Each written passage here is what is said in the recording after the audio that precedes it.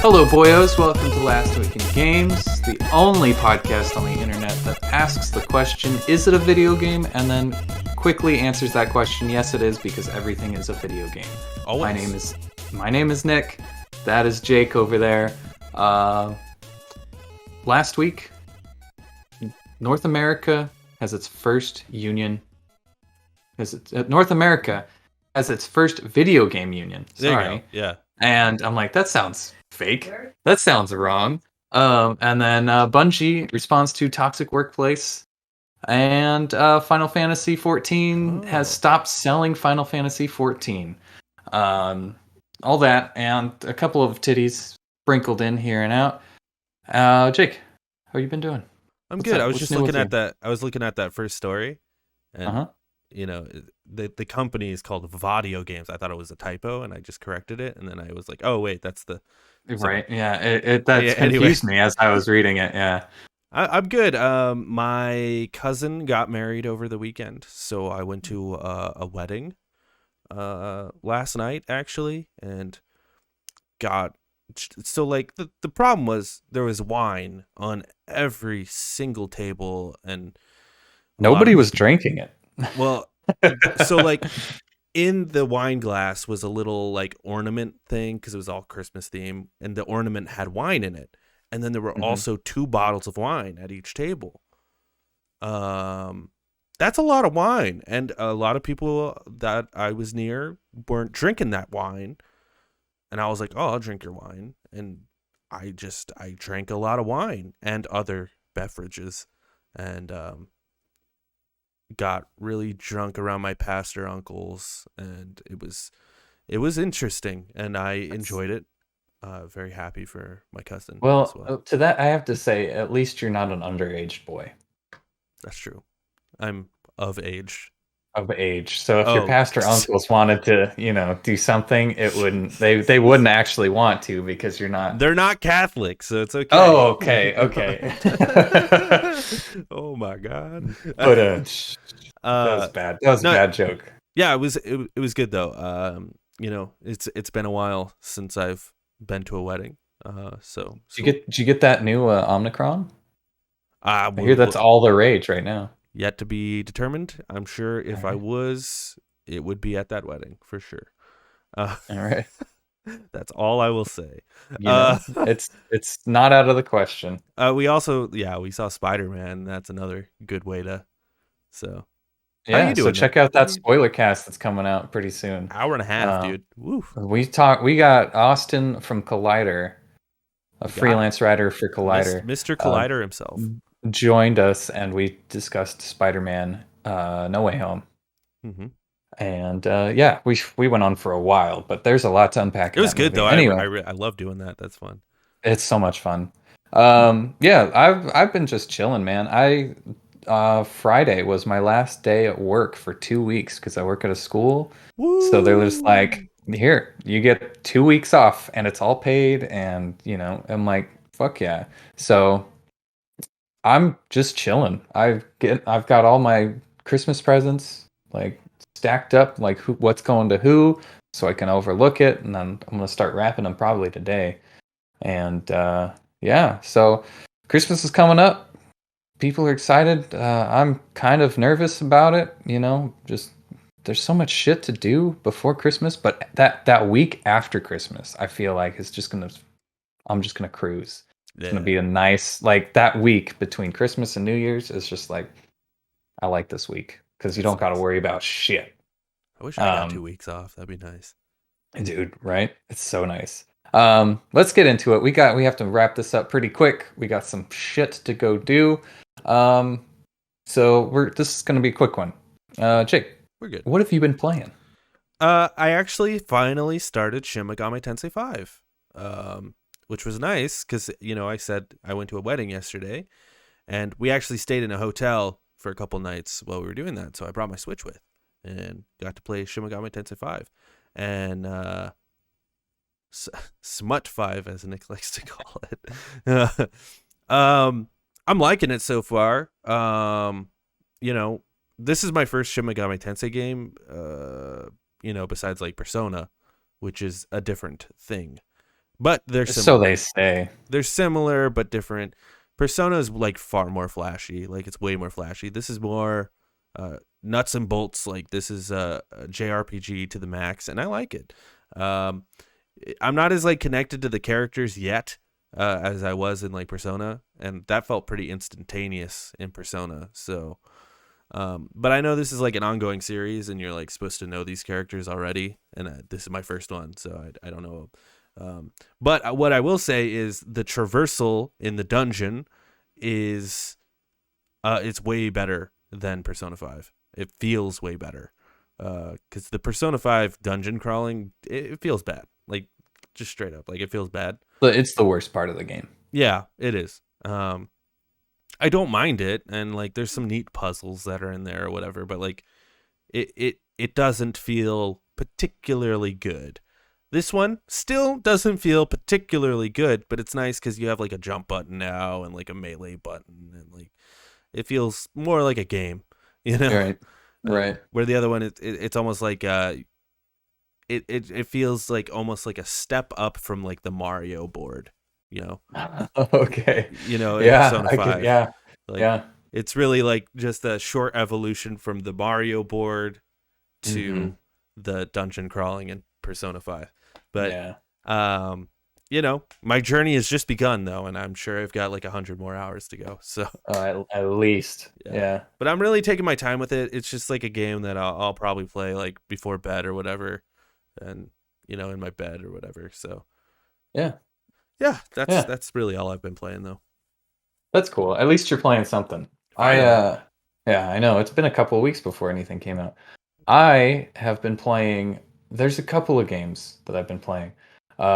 Last week I downloaded Lemnis Gate. It's on the Xbox Game Oh Pass. right, yeah. It is apparently the way they advertised it was like it's a first person shooter where you go back in time Yeah, it's got like that and stop and go thing. it's within like 30 seconds. It's not like that. Any advertising that you saw for that game is not like that. So the way it works, at least the game mode that I played, it was a 1v1 um, with one of my friends, Anthony, and the way it works is you have an objective, and we'll just say uh, bomb or something. So there's two places, and you have to destroy one of these two places. And if you do, then you get points and stuff. Like the point system doesn't really make sense, but your objective is to destroy one of these two things, and your opponent is to protect it. At the beginning of the game, you choose one of like 8 characters that you can play that all have different abilities, and you both spawn in with your choice of character. One of you, and you can see your enemy at the whole time. You can see where they are on the map. So you'll see like the attacker goes to the right, so the defender will go to the right. And depending on what happens in that thing, it's like, well, I blew up the thing, so I win this round, but your guy killed my guy. So what I'm going to do, and then your guy's dead, but you have like a thing where you run around as a ghost of that guy, telling him what to do if you can save him. So the round ends after 30 seconds or whatever, a minute or something like that.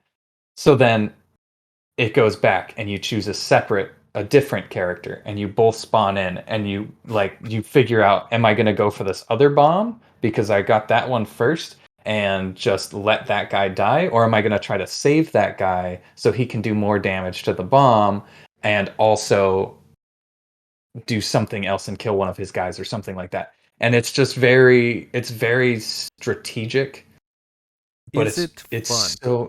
it's so much fun. I yelled. I like physically yelled at Anthony. I'm like, dude, what the and it was just it's actually fun. It would be really, really chaotic on a 2v2 because there's a 1v1, and it's you either drop your guys simultaneously, or it's 1v1 and you do one person drops a guy, the next person watches that interaction and tries to kill that guy before the thing happens, and then it's back and forth. But if we do like a 2v2 um, a simultaneous, I feel like it would just be nuts. it would be nuts and bolts, and it's crazy. Um, I'll have to get it. yeah, it's on Game Pass. Yeah. It's different. It's very different. It doesn't look like much, but once you get into it, it's actually like a fun game, and I'm surprised not more people are talking about it. Hmm. Um, the other thing I've been playing just today, actually, Loop Hero came out on at the Epic Game Store for free. Hmm. So I'm like, I've wanted to pick this game up. I just didn't know if I would like it.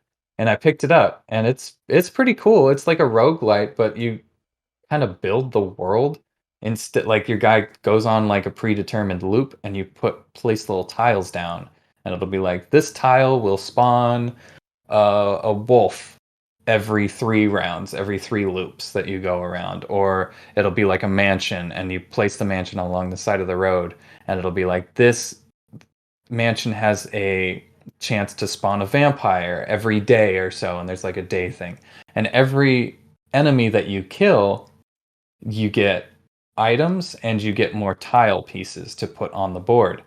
Um, it takes a little while to get used to it and go around it, but I've done a few runs of it, and it seems like it has a lot to it, and I'm really looking forward to getting farther in it. Um, it seems cool. If you were thinking about getting Loop Hero or just checking it out, it's free on Epic Game Store. So I would recommend it. I I really I want to don't get it. know. I want to get it for the Switch because I feel like that'd be a good Switch game. Yeah, there'd be a lot of stop and go on the Switch unless you can use the touchpad because like you That'd be have sick. to. It's like a grid. That the whole map is a grid, and you Yeah, kind yeah, of place tiles on the grid. So if you can touch the touchpad, it would make sense. But I feel like on a joystick, it would be kind of. yeah. It would be fine because you just press hold and then you move it to wherever you want it to, and then you plop it. Yeah. So that's pretty much what I've been playing, other than the usual stuff. Um, let's get into titties. Let's move the show right along, shall we? We shall. All right. Destruction All Stars dev reportedly working on flagship first party IP for PlayStation 5. I don't know what the fuck this means. I'm Uh, just reading this for the first time. What does this mean, Jake? uh, the Destruction All Stars dev is reportedly working on a really big first party game for All PS5. right. Um, Cool. a lot of people are wondering if they are making a new IP or if they're working on Twisted Metal. That's kind of been the reports that are going Oh, around. Is that I these could guys see are that. they've actually moved over to working on Twisted Metal. You know, it's weird that this is in here because they literally just released an update for Destruction All Stars that like overhauls a bunch of shit, that Hmm. fixes a bunch of shit. I don't exactly know what it is, but it was just like, wow, okay. I thought that's what this was gonna be, but it's more of like we're working on something else. And it's like, wow, that's cool. They're kind of doing it all, I guess. Yeah. Well, and that's why I put it in titties because there's not like a big news story on like what it is. Hmm. It's just they're working Right. on a new and the word flagship I think is the one that's getting everyone like, oh, like Sony is Right. like backing these guys pretty big. So Right. For sure. Tencent has bought Turtle Rock Studios, developer of Back for Blood. Tencent grabbing its fucking everything. grimy hands all over everything, doesn't it? Get ready for Back for Blood to leave Game Pass very soon, I'm sure. Yeah. Mass Effect. The next Mass Effect runs on the Unreal Engine 5. That's cool. It'll look pretty. I put that on here because if you remember, Andromeda Hmm. was on the Frostbite engine, Right. and a lot of people claim that that's the reason that that game wasn't Right. visually good, and that's where a lot of the bugs came from because the Frostbite engine is designed for first person First. games. Yep. But so I guess I just put it in there because that's good. It's good that Yeah, it is it's good. on Unreal. It just means that EA is like, just make the game good. We don't care how you do it. Because I'm sure Which they put it on Frostbite because they're like, that's our engine. Use our engine. we have to promote our engine. Yeah. Yeah. And now they're like, just make a good game. We don't really care. Yeah. For sure. And that makes me excited. Yeah. Because Mass Effect is one of those ones that it's just one of those loves that you have, and it's like you hate to see it when EA fucking takes one of those loves and just tears it into nothing, which they have done many times. Indeed. Um, Hades wins the first video game Hugo Award. Like Hugo This Weaving? come I Sorry. don't know. It's I'm sorry. That was just so Supergiant tweeted this, and it kind of gives some context of what a Hugo Award is. And they say this is an immense honor for our team. Not only are the hashtag Hugo Awards a true legend in fantasy and science fiction, this is the first year that the awards are recognizing the video game category. Thank you so much, and we salute all our wonderful fellow nominees. So I guess it's some sort of fantasy and science fiction award, like that just gives it's out a to. literary award for best science fiction or fantasy. So That's there you go. that's cool. Yeah. Yeah. Not Hugo Weaving. No. Not Agent Smith. Oh, okay. No, Or not that. he also played the Red Skull. If you remember that. Didn't he really? Yeah. That's cool. I didn't know that. Same guy. We had an event that passed over us last week, and I called it. I don't remember if you remember. I I do. don't Yeah, you know said if you this. remember me saying there's going to be a Nintendo event. There fucking was, and it was on Wednesday, and it was lackluster. There was not really much in I'm it. gonna be honest with you, Nick. I didn't watch it. Yeah, I watched it on times two, and it was just kind of like, okay, well, Yeah, I didn't watch it. who gives a shit kind of thing. I'm sorry, all you indie guys. I'm happy you're getting showcased for what you're getting, but Nintendo needs to really.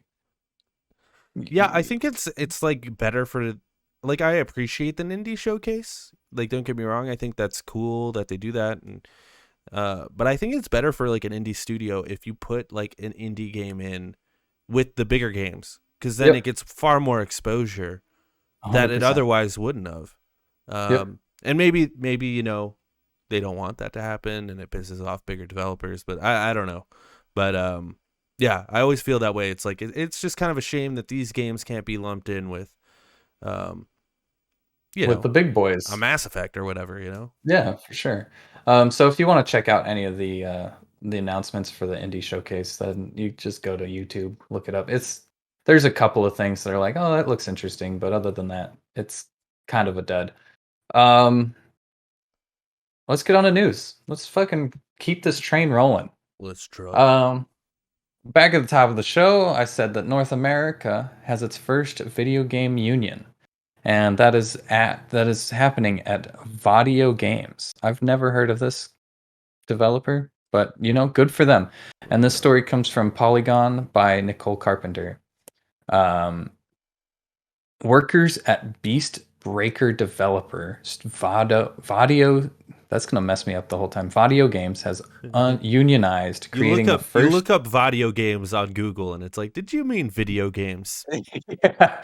No, no, no, no, no. Beastbreaker developer Vadio Games has unionized, creating the first certified video game studio union in North America.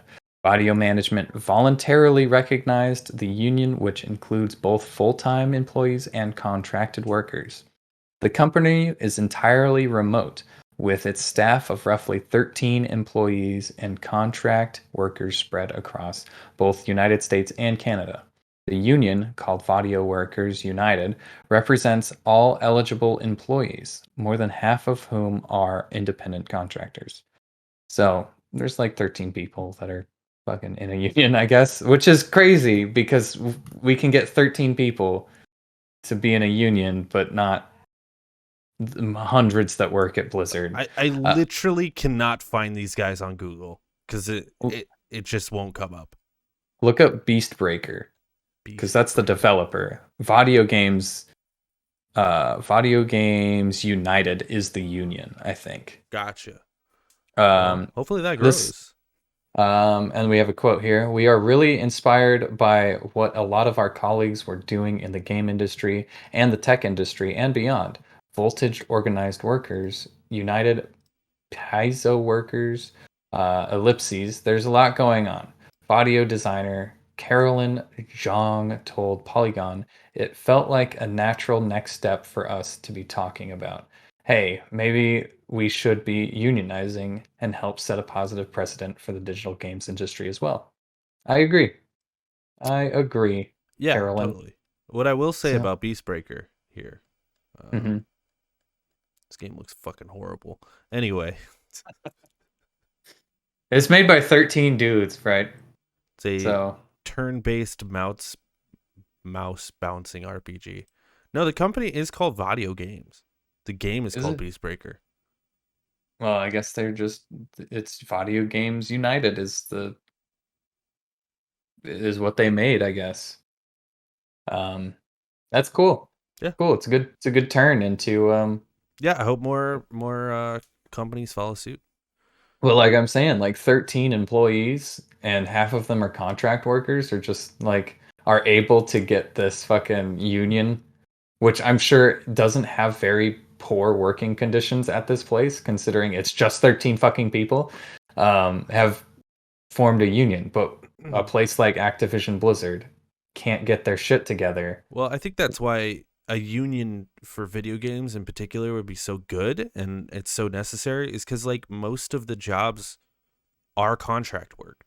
You know, you're going to be working at this company for like a year and then you're going to move on to whatever's next. Like that's just how Yeah. video games are. I understand that. So like, you know, we have an actors guild that Yep. for the same sort of reasons, you know, to keep Yep. everyone Yep. safe and so yeah, I think it's great. That's Well, any construction thing too is mostly union. true. So, this I missed at the top of the show because it's kind of in a weird spot on the document. Ubisoft announces Splinter Cell remake. Oh yeah. Uh, This is this exciting. comes from Matt Purslow at IGN.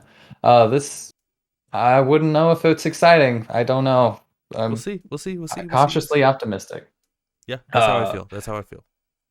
Ubisoft has announced that it has greenlit the development of a remake of its stealth classic, Tom Clancy's Splinter Cell.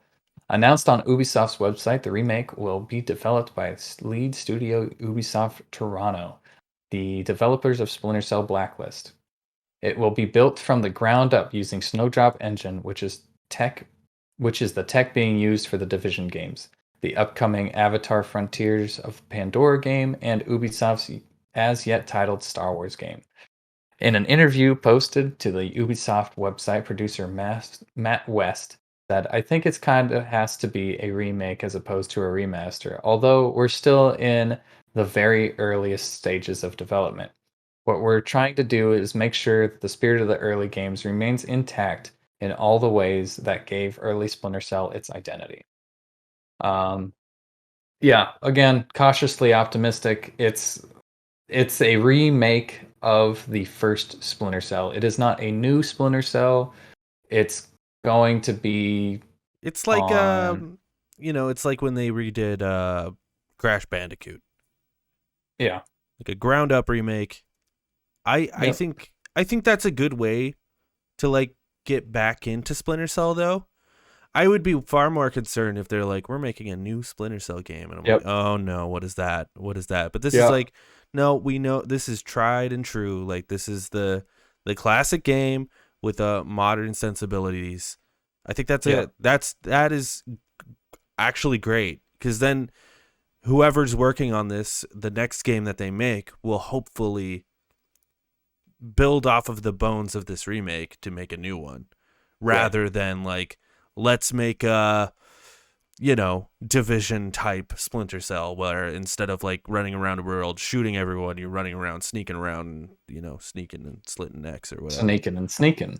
Yeah, Yeah, that's sneaking. that's the only thing that gives me like positivity is the fact that it's a remake of a very old game that honestly probably could use a remake. Yeah, Um, it's a classic game, dude. It's a great game. yeah. So Love if that game. it's got all of it has the paved way for these guys to just build on it rather Just don't than fuck it up. Yeah, destroying it. But it's Ubisoft, and Ubisoft is real shit right now.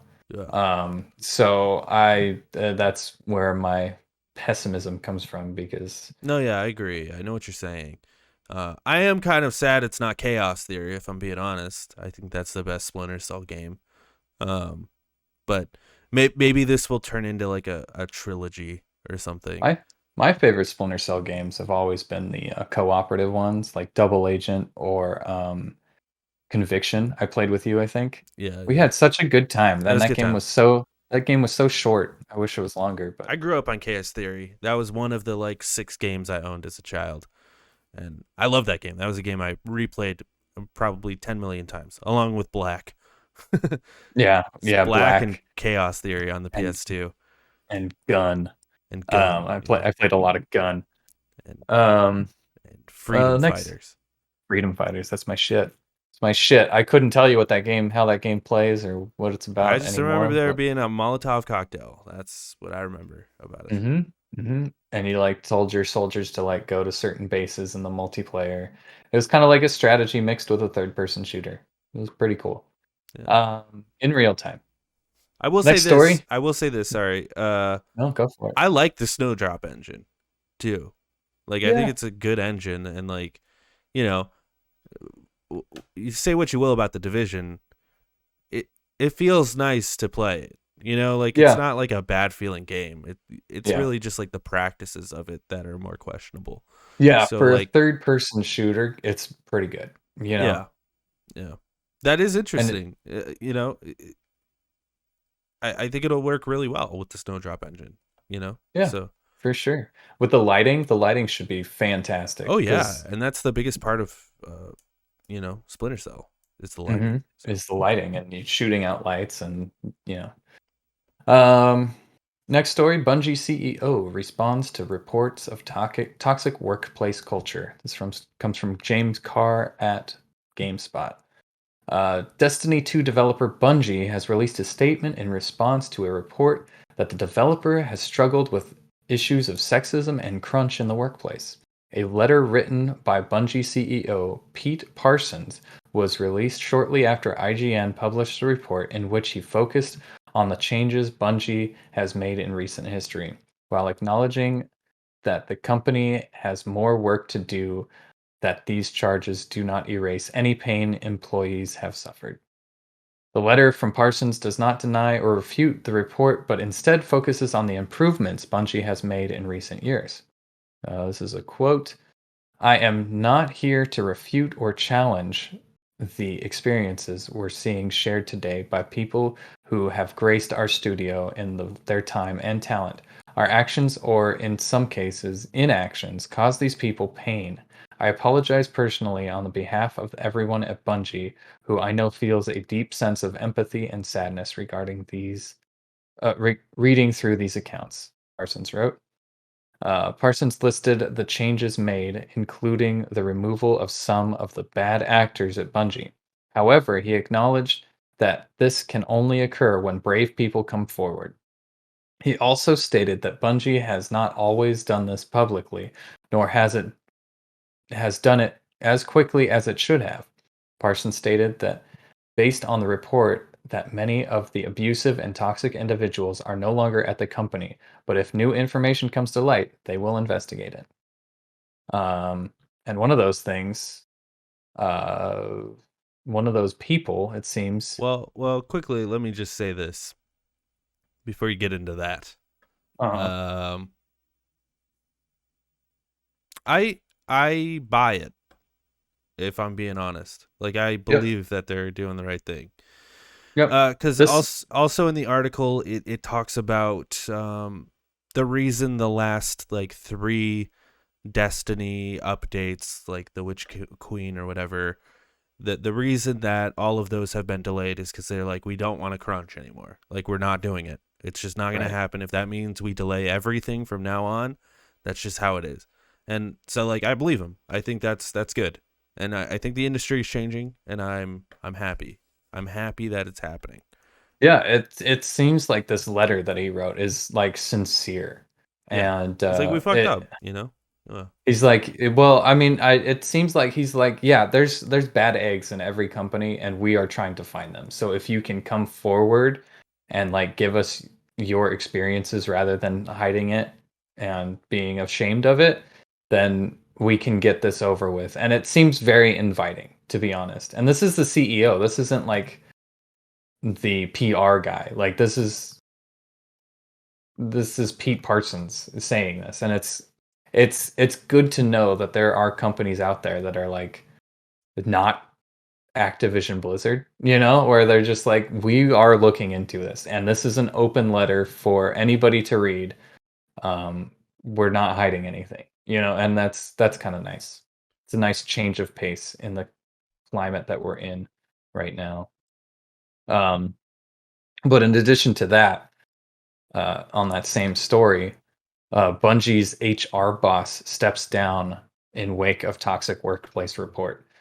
So they probably fucking came to him and said, you know, we've gotten a lot of reports. You're pretty toxic, so you might want to do something about it. And this comes from Jessica Howard at GameSpot.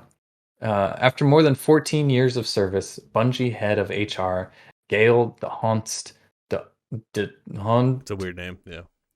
DeHont, has announced she is stepping down from her role at the company.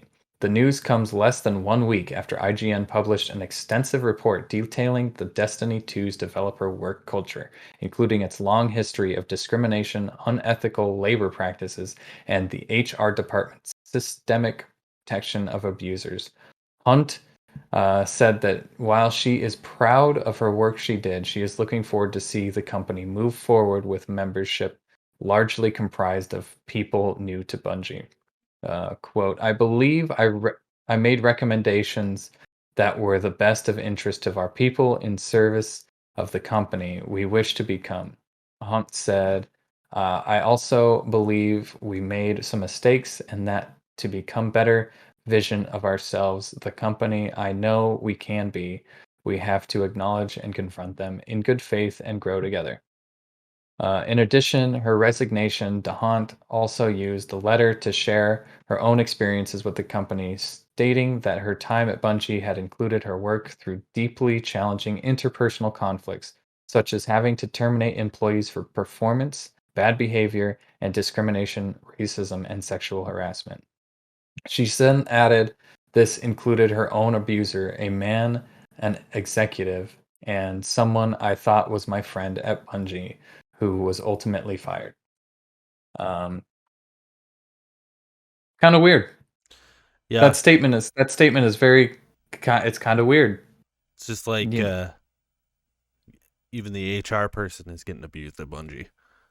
but like that, she steps down, right? Yeah. She steps down, so that means that she probably was abusing somebody Hmm, in maybe. Or some way, and I they asked her to well, step down. I think it's said best in this uh, Pete Parsons says it. I don't know exactly where it is, but he says our actions, or in some cases, inactions. And I think Right. that's really the issue with the whole HR department. It's just like the inaction. You know, It people could probably be. went to, well, and this is notorious for HR people. You Yeah. go to your HR, you're like, hey, I'm getting, Nick comes Some in, Nick comes into my office and he smacks my ass all the time, and I don't like it. And then you end up doing nothing about it. Um, it sucks for you because I am the HR advisor. So I know, it sucks. That's just the way it, this company is, dude. yeah, I Get a better mean boss. when you only have two people, it's Yeah, really hard to like fire one two to start full-time with. employees and a couple part-timers. Yeah, Yeah. it's tough. It's rough. So yeah, that could be it. It could be just her being like, well, I don't want to hire anybody else, you know? I don't want to hire somebody new and then not dealing with it. But she says she's had to terminate employees. And I feel like that's this statement I makes mean, much more sense when you say something like that where it's in action. It sounds like she's defending herself. Like, oh yeah, I've actually terminated a bunch isn't of it so people sad for me that I've had to fire people? Isn't that sad? as the HR lady. It's like, okay, Yeah. whatever you say. It's like, yeah, you've fired shitty people. I'm sorry. Um, Moving on to the last thing. This is interesting, and it's happened before. Final Fantasy 14 is so popular that Square Enix has stopped selling it. This comes from Matt Smith at Engadget. Square Enix is suspending the sales and delivery of Final Fantasy 14 Starter Edition and Complete Edition because it's doing too well and the company's servers can't keep up. The decision applies to both physical and digital versions of the game and will happen in the coming weeks. Final Fantasy XIV players have been struggling with lengthy queues ever since Endwalker expansion came out in late November. They still have to wait hours to get the server to be able to play the game. This happened before. It's happened Yeah. before, Yeah. and it's just insane to me the amount of people that are willing to pay $15, if not more at this point, $15 a month to play one singular game. Hey man, Um, they love it. They love it.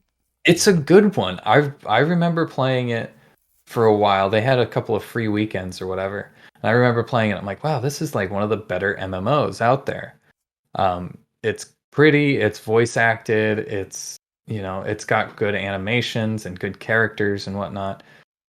And I'm like, but I never fucking pay $15 a month for one single video game. It's Well, it's like one of those things like Game Pass. Like, a lot of people, that's their only game. That's the only game they fucking play. and if that's true, if that's the only game that I played, then I guess I could see it. But Yeah. $15 a month is like, But it's also one of those things where it's like, I'm going to play this game all fucking month. And then I'll stop for a few months. And then, yeah, it could be one of those things. I kind of get it. yeah, But I hear yeah. what you're saying. It's like, I hate not owning a game, hmm And But it's one of those things that I'm like, I see this kind of stuff and I'm like, shit, there's a lot of people that really like this game. What did they add since the time that I played it? Like, I'm really curious. I really want to play this game really we bad should try it because out for a month. for a month, hell, I'm down. I'll spend Let's $15. do it.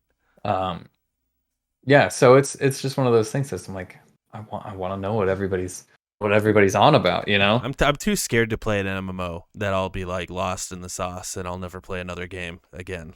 For Um, sure. For sure, for sure, but for I, sure. I wonder, Nick, if this has something to do with like lack of like supply shortages when it comes to server space. Like, I wonder if they can't do it Mm, because there's literally like a shortage of the stuff they need for the servers. You know what I mean? it could be, but I don't think it's that at all. I think it's literally people want to play games, and this is like the game Well, no, that I that's definitely why it's selling so well. But the reason this keeps happening and why they can't keep up, I wonder if it has to do with supply shortages. it could be. Because I think It could be normally, like in a normal circumstance, right, they'd be like, okay, we'll fix this like tomorrow. But they're right. like, we can't fix this tomorrow. There's no fucking We supply. can't, yeah, we can't get the Yeah, supplies in can't get order the to fix it. can't Yeah, get the whatever it parts, is we can't the need. processors or whatever the fuck you need for a Yeah. server. I don't know. We can't set up new servers because we're using them all and we won't get any until like a month from now. Yeah, right. So like, I wonder if that's part of it. I would love to like interview someone from Final Fantasy 14, someone from Square Enix, and just like ask them like, what's going on? Like, how does this keep happening?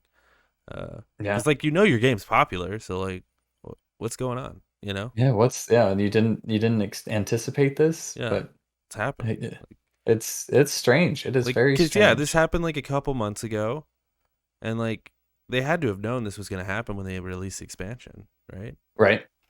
Yeah. I think it's just I have a feeling it has to do with this is people's like guilty pleasure when there's nothing else to play. And they'll just re-up for 15, and then it's just like there's a lot of people doing that because there's not a whole lot of games that came out this year. Like there's nothing to hold your interest. There's no like Destiny 2 that came out where people are like flocking to that and playing that Yeah, until they throw up. But it's like, okay, well, I played Deathloop, I played Psychonauts, I played these games that are all single story, not live, not what is it called? games as Games as service. service. That's true. There Yeah, hasn't been a lot of like games as service that came out this year. You know, yeah. uh, So I think that's a good thing though. By the way, I could go either way. I think it needs a balance. I really do. I I think hate they're, I hate they're games as service. I think I I think I, it's good to have to be in this situation where you play those games that are coming out. You're like, I want to play Psychonauts, but as soon as you're done with Psychonauts, I guarantee you're not going to go back and play it over again no. because I don't mind a multiplayer game. I just hate that they're all games of service now. I right. remember, like, I miss the days when Call of Duty was literally like, you get up, you prestige, that's it. You know, I Yep. miss that shit where there was almost like you did everything in the game online, you had a great time with your buds, and Yep. now you have those memories forever. And that's just like not the case with video games anymore. Uh, Mm. it used to be like a single player game had like a multiplayer element to it, and it was just like a fun thing to do as well. Now it's like these games as service, it's like that's the thing. Um Right. Yeah. and they're just not as fun a lot of the times because it's more like how do we make a game to make the most money, Yep. instead of like How how do we make our fun game make money. Yeah, It exactly. used to How do be we that. monetize this game even though it's bad? Great example was the Marvel's Avengers. Yeah, It's like, how do we build a game around a monetization right, system? exactly. I feel like that's how games are made now. It's like we have the Yeah. monetization piece of it, so let's build a game around that instead of making a game that's fun as fuck and then, figuring out how to monetize it, being either selling or maybe cosmetics or whatever. The Right. monetization piece of it should always come after you've Oh made yeah. the game, but that's just not the case anymore. And I think that's what ruins games. But I'm not. That has nothing to do with Final Fantasy 14. I'm just kind Yeah, of we kind of went on a fucking tangent there and just I didn't tangenting. realize. Um, Yeah. Yeah, anyway, that's all the news that we got. yeah, It's a quick one. let's wrap Let's this move on bitch to up. recent reviews via OpenCritic. The only one I found that was worth reporting on is the Gunk. Yeah, Um, I've been intrigued by this game. well, I don't know if you should because it's got a 71 out of 38 critic That is so reviews. surprising because all the reviews I have seen online were like, it's pretty good. It's not bad. It seems to be the way. It's like a solid 7. There's a couple of Yeah. sixes in here. There's a 3 out of 5. So it seems fair. I've heard That's I've heard it's about 5 hours. And that might be ooh. the issue that people are having with it. Ooh, that's Uh, not good. I mean, I don't mind. I don't mind a shorter game. Yeah. I'll fuck with a Uh short game.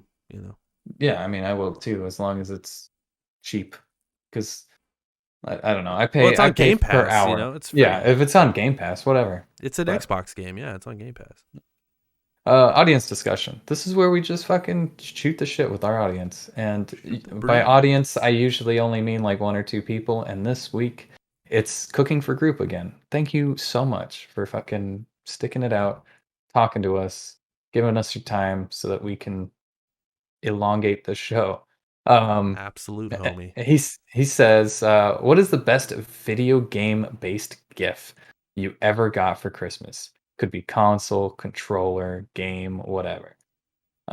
Thanks for the question. Um, fuck, man.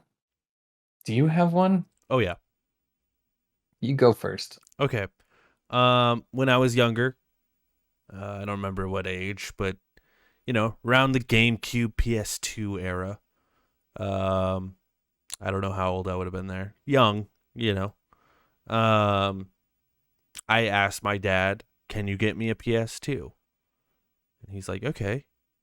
My dad, being my dad, got me a GameCube because he didn't know the difference. He's like, "Oh, Nintendo. That's what I had." He didn't know.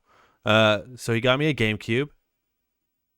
I was like, "Oh man, fucking GameCube, fucking lame." And he got it to me. It came with every Zelda game up to Majora's Mask. Um, came with Mario Sunshine, Tony Wow. Hawk 4, Wow. and Super Smash Bros. Melee. Like he bought me those 4 games. Um, That's some fucking shit right there. That's some well, good shit. Zelda actually came with the console. The other 3 he like bought me, and I hooked that bitch in. Oh man, it was a game changer, dude. That fucking shit changed my life. That was I think I think we kind of lived the same experience, honestly, because I remember when I was right at that ripe age when the PlayStation 2 was just an interest. And it was like you can get PlayStation 2, you can get the Xbox, and you can get the GameCube, right? I think the Xbox, or was the Xbox yeah, later? no, It may have been yeah. later. And the only thing on my mind was I want that PlayStation 2. My brother had a PlayStation 1. I love that shit. I want the PlayStation 2. I want to play Final Fantasy. I want to play, PlayStation games.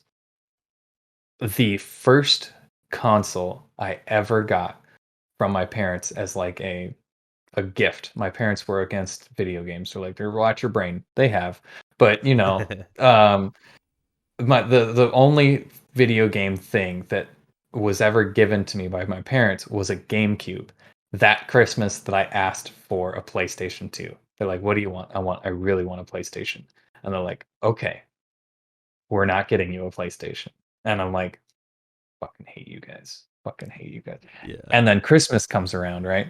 And I'm opening the box and it's a fucking GameCube. I was so pissed. I was so pissed. And it was just like, this is not what I wanted at all. I did not want this. Fast forward like a year, and I fucking love that game. I love the GameCube. That is just, you got Mario Sunshine.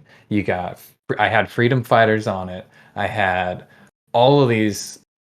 I had the Incredibles game was really good. I had Ed Eddie Murphy's fucking haunted house. I had I had a bunch of games that I played. I had a couple of Smash Bros. Games. I had a Mario Party game. Um, all of these games, and it's just like that kind of made me who I was. And like I got the PlayStation 2 later from my own self because that's what I wanted. And I still played like The Sims 2 on the GameCube and stuff like that. And that was it, man. It was so good, and Nintendo hasn't made anything as good since. uh, yeah. The one benefit of being a child of divorce, Nick, is I did end up getting a PS2 on my birthday a month later at my mom's house. Oh my god. So, Wow. No, so yeah. it all worked out. Yeah. I got both of them. So when I went to my dad's, I played the GameCube, and when I was at my mom's, I played the PlayStation. So That's a good like two worlds to live in, yeah, it you was pretty know? cool. It actually worked out really well. Yeah. But your Uh, parents were divorced. yeah, it actually would have been really lame if my dad got me a PS2, because then I would have had two PS2s, and that would have been, hmm because But then the PS2 at my mom's was technically me and my the brothers. families, yeah, Yeah, for sure. It's communal. yeah. Yeah. It Absolutely. still sucked that my parents got divorced. Don't get me wrong, but but it was pretty cool too. I mean, it was probably for the better looking back at it. You're like, yeah, Yeah, that's probably for the better. yeah, definitely. Anyway, what did you guys, audience? Audience. What was the best Christmas gift that you guys got video game related? Um, oh, although although there was a gift. I don't know if it was Christmas. It was either Christmas or my birthday. My girlfriend at the time, now fiance, bought me a sound Voltex controller. Oh And yeah, it's a Japanese it's Asian pretty game sick. that it's an arcade game that's only in Japan, and it's kind of illegal to have here. Like you can't have any of the songs on like an arcade machine or charge for it or something like that. Um, but she bought me a controller, and people online have got like um, I guess songs that they put up, and the arcade executable. So I downloaded all that, played it, and that's probably the best. You say controller, that's probably the best. Like fuck yeah! I played the shit out of that, and until one of my friends broke it because it was pretty poorly made. But I love that thing to death, and I really want to fix it up again. Um, but that and the GameCube are probably right there. It's just like I would have thought that I would have gotten the Sound Full Text controller, and it was really fun. Um, that's it for the show. Yeah. That's it for the show. There's We gotta get literally there's no games coming out that are even worth mentioning, other yep. than Among Us, I guess, is coming to PlayStation. Whatever. Yeah, whatever. I mean, it's a lax week this week. They Yep. don't want to release anything right before Christmas I mean, because we could talk about this off air. I was wondering if we even do a show next week. what? I don't know. We'll figure We'll it out. figure There it may out. may not be a show. It depends on where our lives are got going on. But if there isn't a show, please check out our other Loner Cast shows. We got the Spoiler Cast Like we've up never there. missed a week, in all these years. These Yeah, like year and a half, 2 years, I think whatever. it's 2 years. I Yeah. think it's just about 2 years. Yeah, if we do end up missing a week, check out our other Loner Cast shows. We got the Spoiler Cast for Everything. everything. We All of it. got Marvel. We got That's it. it's Marvel. mostly Marvel. Yeah, it's Some everything DC, Marvel. some We, DC, but it's really Marvel. We have a we've we have also a got spoiler cast for The Last of Us Part 2 as well. yeah, Check it out. it did really well. Maybe It we did. can get a resurgence on that video. I don't know. Yeah, go check it Um, out. yeah, check that out. Check us out on Twitter at LonerCast1, at emergency pizza underscore for Jake, and at fatal underscore microwave for myself. Check us out live on twitch.tv/lonercast every Monday at 3:30 p.m. Pacific Standard Time, or Arizona time more like, because sometimes we're mountain time. Um, right here every Monday, every Wednesday at 8:30. Sometimes depends on if there is a Marvel show going on. Um, but yeah, this week we got Hawkeye, That's the right. last episode of Hawkeye coming out That's on right. Wednesday. So look forward to that. And yeah, you guys stay groovy. And that's it. That's all we got. Quick show. Thanks for sticking around. Peace out.